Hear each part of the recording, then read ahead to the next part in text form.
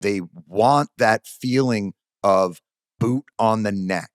It's, for some reason, the goals that they want are so much more easily accomplished if they didn't have that sense of, and we must dominate and humiliate you if you are our foe, including if you didn't vote for him.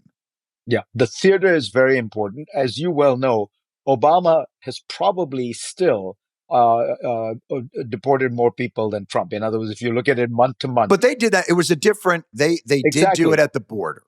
Exactly. And they did it in a very different way. But that's my point, which is, in one case, they were almost trying to minimize the theater and maximize the effectiveness. Mm-hmm. In this case, they're actually trying to maximize the effectiveness, even if the numbers aren't what they want to show that this is what we are doing. Right. Right.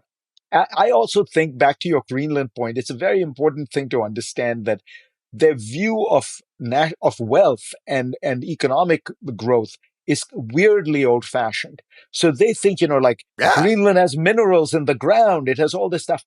You can always buy them. You can always lease them. You can always, the idea that the country that has minerals in it underneath its soil is going to be rich as Croesus. It's like that. If that were true, all of Africa would be rich. Think about Israel, South Korea. It is a colonial mindset. Yeah, these countries have nothing. And what do they have? They have smart people. You can always buy this stuff, from around the world. Think about the oil revolution in America. The Chinese kept going around Africa and trying to lock up oil and natural gas deals.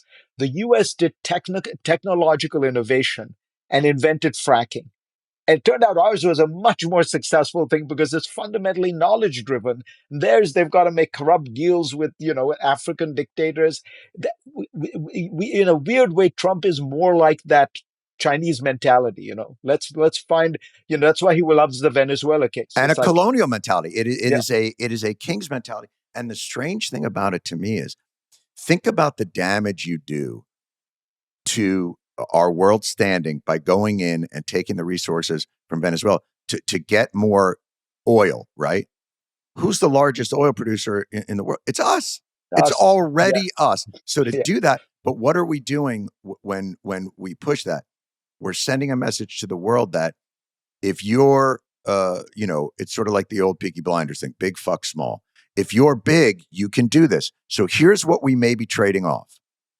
We get to take a bigger cut of Venezuelan oil, and China looks at that and goes, oh, well, then I guess we get to take a cut of quantum chips